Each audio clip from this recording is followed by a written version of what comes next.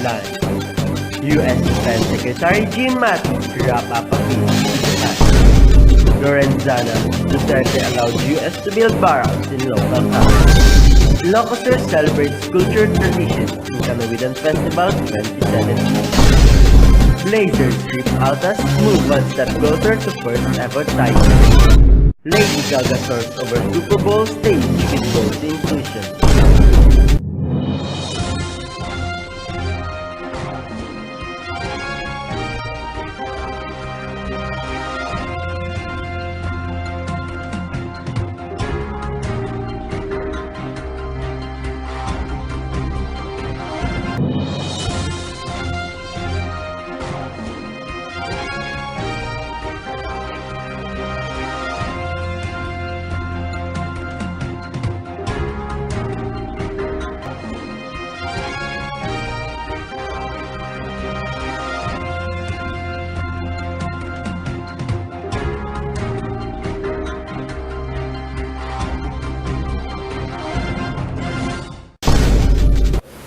Hello Philippines and hello world! I am Knight Justin Dangtayan, bringing and serving the whole nation with the hottest, earth-shaking and eventful outbreak. This is 24 hours Ylocandia coverage.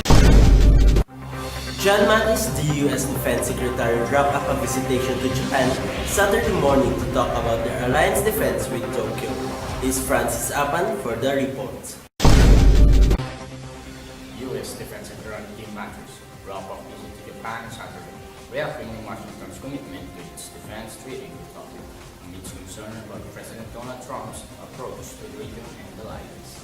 Mattis reiterated the provocation by North Korea, which is advancing its nuclear weapons and missiles program, as well as China's growing assertiveness in South and East China Sea, left no room for doubt about U.S. commitment to Japan's defense. Mattis also repeated that Trump's administration would adhere to Washington's commitment to defend the disputed Senkaku Islands in the East China Sea that are under Japanese control but claimed also by China, an assurance that Tokyo has been keen to hear. U.S. officials said that the new sanctions, announced Friday, were in response to Iran's ballistic missiles test this week and its support for Houthi rebels in Yemen, who recently targeted Saudi warships.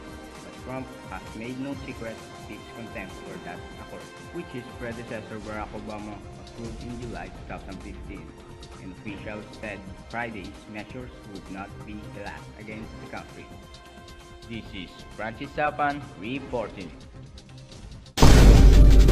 President Duterte finally allowed U.S. to build barracks in local camps as part of the Defense Cooperation Agreement. Here's Ryan James Salazar for the additional updates. President Rodrigo Duterte has allowed American troops to build barracks in local camps. As part of the Enhanced Defense Cooperation Agreement, Defense Secretary Lieutenant Sam said last week, the President threatened to abrogate the Visiting Forces Agreement after accusing the United States of building arms depot in the country. The defense chief, however, has clarified to the President that the U.S. does not have plans of stockpiling weapons in the Philippines. Lorenzana added that building an arms depot in the country is not part of the agreement with the U.S. U.S. troops will only be allowed to put up barracks and fuel tanks in local camps that can also be used by Filipino military.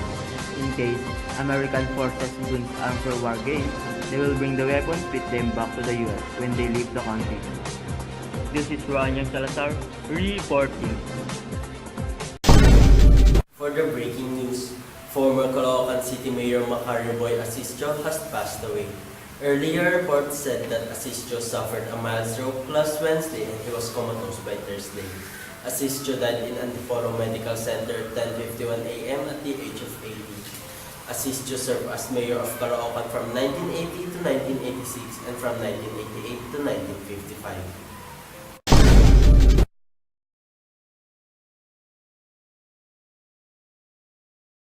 Sticks and stones Sticks and stones.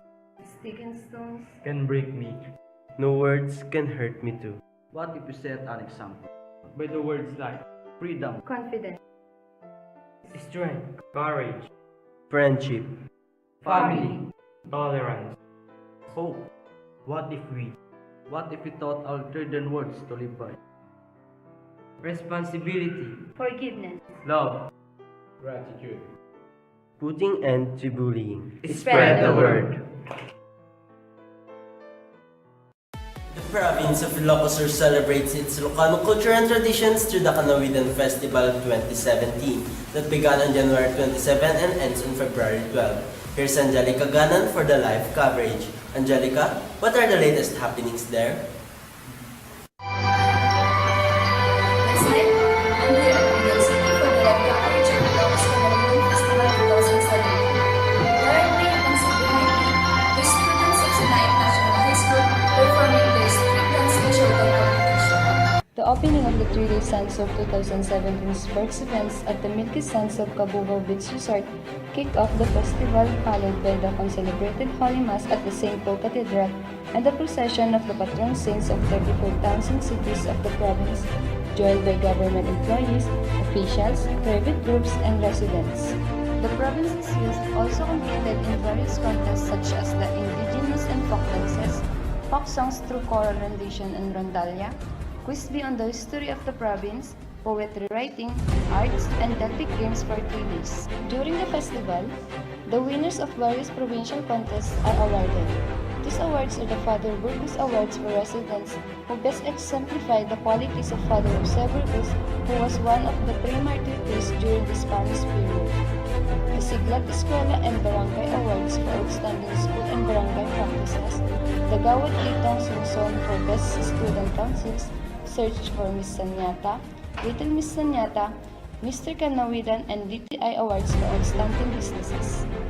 The Governor hopes that with this year's festivities, more residents and visitors will commit themselves to participate on February 2, 2018 to celebrate the 200th year of the separation of the province of Ilocos Sur from Ilocos Norte.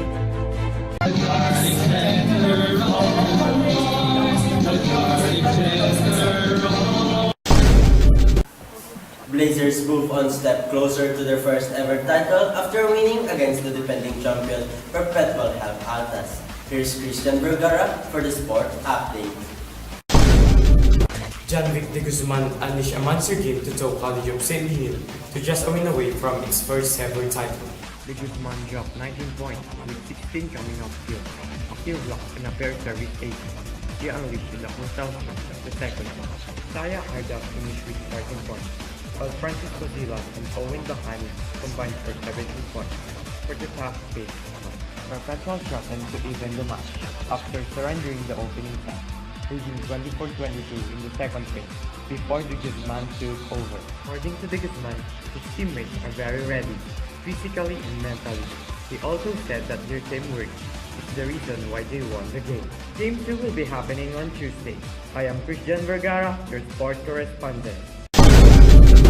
Lady Gaga kicked off her Super Bowl halftime set on Sunday by singing God Bless America as a subtle message of inclusion in the United States. Here's Lauren Taylor for your Chica Chica update. Standing atop the roof of Houston's NRG Stadium, with drones illuminating the American flag in the night sky behind her, Lady Gaga kicked off her Super Bowl halftime set on Sunday by singing God Bless America as a subtle message of inclusion and unity in a deeply divided United States. As many speculated about whether the outspoken singer would use her spotlight to address women's rights, immigration, or President Donald Trump, Gaga recited part of the American Pledge of Allegiance.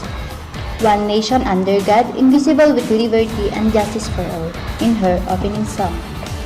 Ahead of her high-profile performance, watched by more than 100 million US viewers, Gaga 30 said in a post on Instagram social media network that she planned to headline the slot entirely on her own, eschewing a tradition of halftime, named acts bringing on special guests. Dressed in a silver, sequin bodysuit and match-heeled boots, Gaga sang her dance hits, vocal praise and Born This Way, an anthem for self-confidence and inclusion, as she performed aerial acrobatics while suspended in the air. She then descended onto the stage to dance through xylophone and jazz dance, before running through the crowd to a piano where she sang her new song Million Reasons, giving a shout-out to her parents while she performed. The addition was immediately picked up on social media and became a top trend on Twitter. This has been Larbet Hilar updating you with the latest showbiz chika chika! And that's the hottest news outbreaks for today. Stay tuned to 24 Hours Ylocandia coverage for more updates. I am Justin Dantayan, signing off. Good day, Ylocandia.